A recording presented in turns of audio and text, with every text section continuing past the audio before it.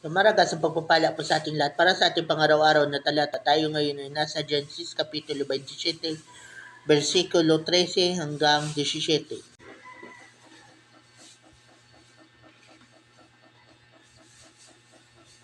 Sumagot ang ina, basta sumunod ka anak, ako na ang bahala. Kumuha ka na ng kambing. Kumuha nga si Jacob at iniluto ng kanyang ina ang putahing gustong-gusto ng kanyang ama. Binihisa ni Rebecca si Jacob ng pinakamagarang damit ni Esau na iniingatan niya. Ang mga braso at leeg ni Jacob na walang balahibo'y binalutan niya ng balat ng kambing. Pagkatapos ipinadala sa anak ang putahe na may kasama pang tinapay na litungto rin niya.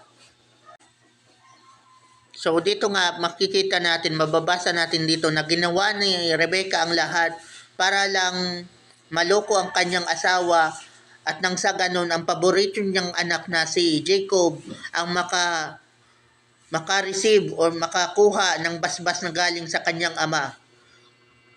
So ganito po ang nangyayari sa pag extreme favoritism po kasi to. So ganun po 'yun, na to the point na kailangan niyang lokohin ang kanyang asawa at yung anak na panganay.